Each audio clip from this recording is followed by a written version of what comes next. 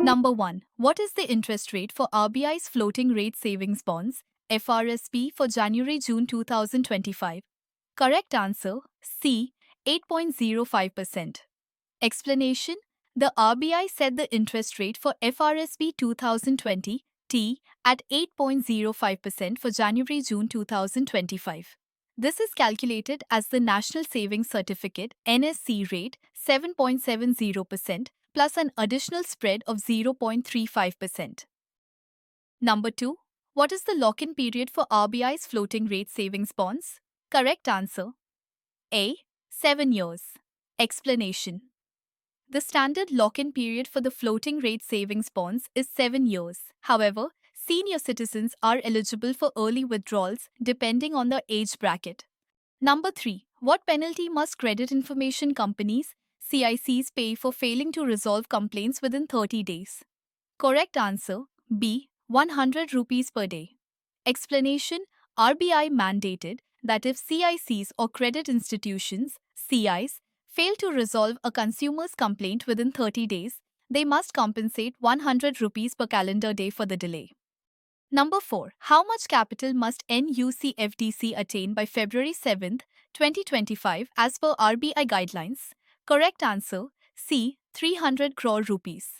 Explanation: NUCFDC, the umbrella organization for urban cooperative banks, was required by RBI to reach a paid-up capital of 300 crore rupees by February 7, 2025 to support liquidity and IT infrastructure. Number 5. What was RBI's total gold reserve after purchasing 8 tons in November 2024? Correct answer C. 876 tons.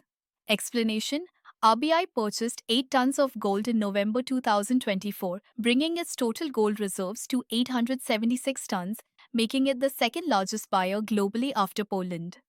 Number 6. What is the interest rate for the Government of India's floating rate bonds 2035? Correct answer C. 6.66%. Explanation: the RBI set the interest rate for Government of India floating rate bonds GOI-FRB 2035 at 6.66% per annum for the period from January 25, 2025 to January 24, 2030. Number 7. What regulatory framework categorizes NBFCs into different layers? Correct answer B. Scale-based regulation or SBR. Explanation: RBI introduced the Scale-based regulation SBR framework in October 2021 to classify NBFCs into base, middle, upper, and top layers based on their asset size and risk profile. Number 8. Under the RBI's revised FEMA regulations, what new type of account can overseas branches of authorized dealer banks open? Correct answer B. Special Non-Resident Rupee SNRR account. Explanation: under revised FEMA regulations, overseas branches of authorized dealer banks can now open special non-resident rupee SNR accounts to facilitate international trade settlements in Indian rupees. Number 9. Which platform received RBI approval to operate as a trade receivables discounting system 3DS in January 2025? Correct answer C. CreedX. Explanation: CreedX, India's largest supply chain finance platform, received RBI approval to operate a 3DS platform under the brand name DTX, Domestic Trade Exchange, to facilitate invoice discounting. Number 10. Under RBI's new guidelines, how often must lenders update credit bureau records from January 2025? Correct answer B. Every 15 days. Explanation: RBI mandated that all lenders must update credit bureau records every 15 days from January 2025 to ensure accurate and timely representation of borrowers' creditworthiness. Number 11. What percentage of liquid assets must deposit-taking housing finance companies (HFCs) maintain by July 2025? Correct answer C. 15%. Explanation: RBI tightened liquidity norms for deposit-taking HFCs, requiring them to maintain liquid assets equivalent to 15% of their outstanding deposits by July 1, 2025. Number 12. Under RBI's new financial fraud prevention guidelines, which numbering series must banks use for transactional calls? Correct answer C. 1600XX. Explanation: to prevent financial fraud, RBI directed banks to use the 1600XX numbering series for transactional calls and 140XX for promotional calls. Number 13. Which financial institution was reappointed as the non-executive chairman of Bandhan Bank for 2025 to 2026? Correct answer: C. Dr. Anup Kumar Sinha. Explanation: RBI approved the reappointment of Dr. Anup Kumar Sinha as the non-executive chairman of Bandhan Bank for a tenure from January 7, 2025 to July 4, 2026. Number 14. What is the tenure of RBI's USD INR buy-sell swap auction announced in January 2025? Correct answer: A. 6 months. Explanation: RBI announced a USD per INR buy-sell swap auction for a total of $5 billion with a tenure of 6 months to manage liquidity conditions in the banking system. Number 15. What percentage of total banking assets were deficient in at least 3 key risk indicators (KRIs) in September 2024? Correct answer: like D. 15%. Explanation: according to the RBI's Financial Stability Report, only 3 banks covering 15% of total banking system assets were found deficient in at least 3 key risk indicators in September 2024. Number 16. How many Standing External Advisory Committee (SEAC) members evaluate universal and small finance bank applications? Correct answer: B. 5. Explanation: RBI constituted a 5-member Standing External Advisory Committee (SEAC) to evaluate applications for universal banks and small finance banks. Number 17. What was the total financial commitment of Indian firms via ODI in 2024? Correct answer: D. $37.68 billion.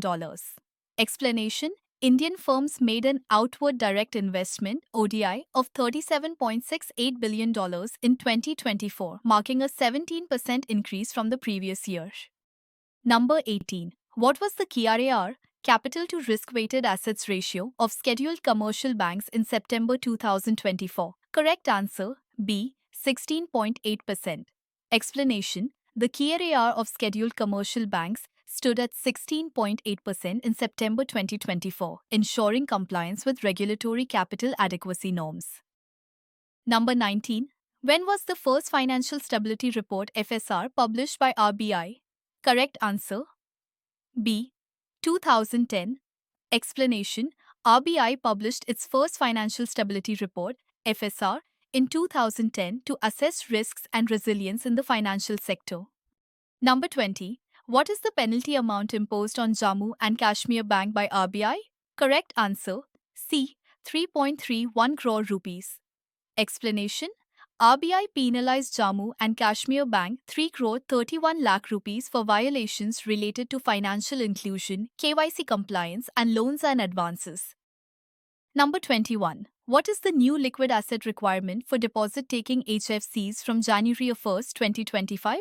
Correct answer: D. 14%. Explanation: effective January 1, 2025, deposit-taking housing finance companies (HFCs) must maintain liquid assets equal to 14% of their outstanding deposits, increasing to 15% by July 2025.